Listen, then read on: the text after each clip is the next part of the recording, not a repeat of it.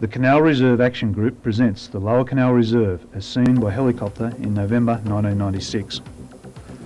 The Prospect Lower Canal carried water from Prospect Reservoir to Pipehead Guildford from 1888 to May 1995 when it was replaced with an underground pipeline. This underground pipeline, which cost $54 million, resulted in the canal becoming surplus to Sydney Water's requirements. In 1994, the state government was considering selling part of the surplus land for medium density housing. Due to this potential sale and the resulting loss of open space, a public meeting was called in Boothtown Reserve on Father's Day 1994. The meeting was organised by the Greystanes Progress Association and chaired by the late Alan Reid, the association's then president. As a result of the meeting, the Canal Reserve Action Group was formed with the aim of ensuring that the land was retained as open space. The group has been successful with the state government declaring that the land would be retained as open space in April 1996. Since that date, CRAG has continued to hold discussions with local, state and federal governments and is currently working with both governments and Holroyd City Council to ensure that the land is made available for passive recreation. Prospect Reservoir was constructed between 1880 and 1888. Here we see the start of the Prospect Lower Canal. The Lower Canal, which runs down the centre of the reserve, is 7.7 kilometres long and commences adjacent to the lower valve house, which passes water from the reservoir to the receiving basin at the head of the canal. The Lower Canal was an open gravity flow canal with a gradient of 10 centimetres per kilometre. The daily capacity of the canal was 100 million gallons or 450 megalitres. It is worth noting that the Lower Canal was extensively rebuilt and relined between 1902 and 1912 to increase its capacity and stability.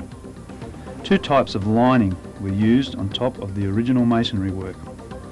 Precast Monia plates were used in most sections where the canal is in cutting, and an in-situ concrete lining in sections where the canal is in embankment. A maintenance road was built in 1914 and runs alongside the southern side of the canal. It is this road that may be used for the cycling and walking jogging track. As we move away from the Prospect Reservoir, the canal winds between the various parts of the Boral Quarry Works, and we can see the roads and bridges used by quarry trucks to cross the canal from Smithfield. A kilometre from the beginning of the canal, we come across the Covered Way, which is 288 metres long. The Covered Way was built to protect the water from contamination that could have come from the slope of Prospect Hill through which it is cut. The original masonry Covered Way collapsed in 1903 and was rebuilt in concrete. As we leave the Covered Way, the canal continues along the Boral property on the left and the Arboretum appears on the right. The Arboretum and reserve land are marked by a fence which could be removed to enable this land to be added to the reserve. Access to the Gipps Road Sports Ground and Jack Ferguson Reserve would then be available, which in turn links up to the Prospect Creek cycle track which runs to the Cumberland Highway.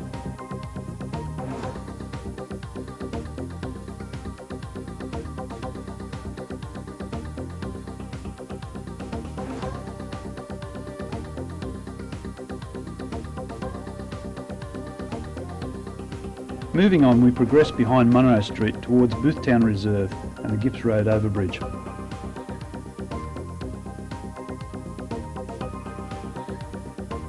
It is here that the maintenance road will be diverted to go under the overbridge so as to make a safe path. We move alongside Macquarie Road and proceed to the Boothtown Aqueduct, passing along the way a former waste overflow weir at 2.6 kilometres from the beginning of the canal.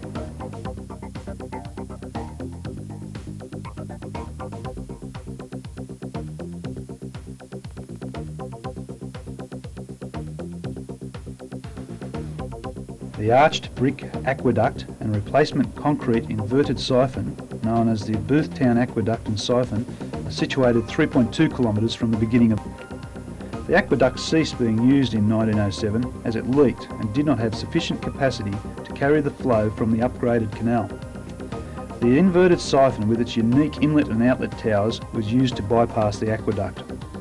The Boothtown Aqueduct has been added to the register of the National Estate and has a heritage protection order upon it.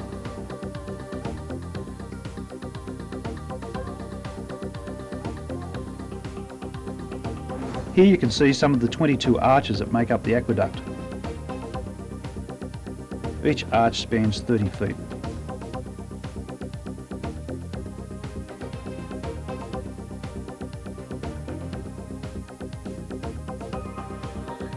Moving along, the canal winds and turns as it goes alongside Macquarie Road, which is on the right.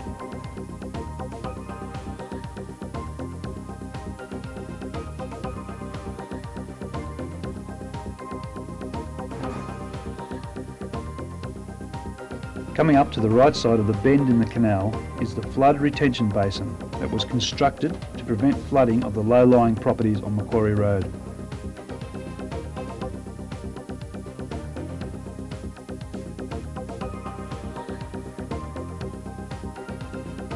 Bayfield Road has very little clearance over the top of the canal walls, and in the interest of safety would require diversion of the maintenance road into the canal so that it can pass under Bayfield Road.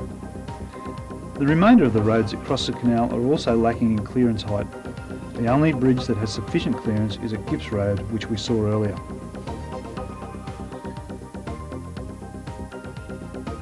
Moving along, we see the residential area of Greystanes on the left and Holroyd High School on the left.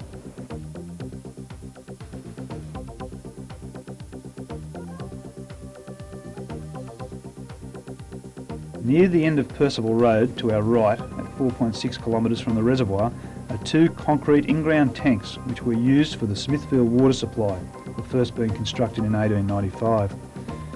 They are now disused and not clearly visible, as after being filled to ground level, they have become overgrown by dense grass cover.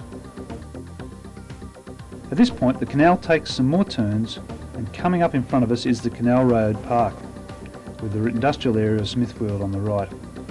Canal Road Park is separated from the canal by a fence, and the removal of the fence would make the canal reserve into a substantial parkland.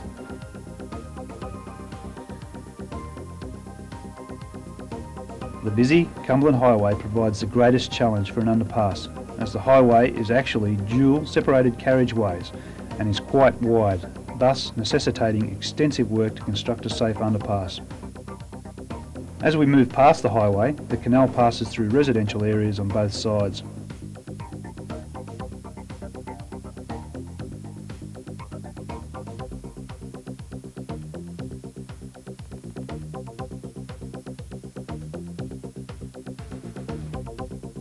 Once again, the canal would be used to provide an underpass under Sherwood Road, which lacks sufficient canal top clearance.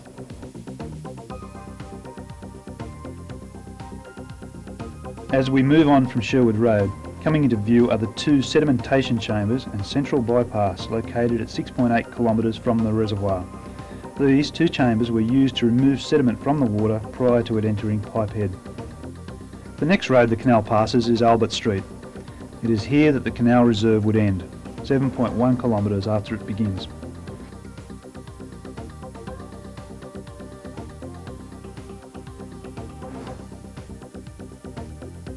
As we continue, we can see that the canal enters Pipehead, with water flow entering the pump houses before being transferred to pipes for the journey to Sydney. The lower canal reserve will be available for use as a passive recreation area for all residents and visitors when the current discussions result in a formal plan of management. The Canal Reserve Action Group will continue to work to ensure that that dream becomes a reality. We wish to thank Sydney Water and the Department of Urban Affairs and Planning for their assistance in making this video. This film is dedicated to the late Alan Reid, President of the Greystanes Progress Association, for the vision he brought to the community. Along the canal, the current heritage listings are the canal itself, Prospect Reservoir Valve House and the Boothtown Aqueduct.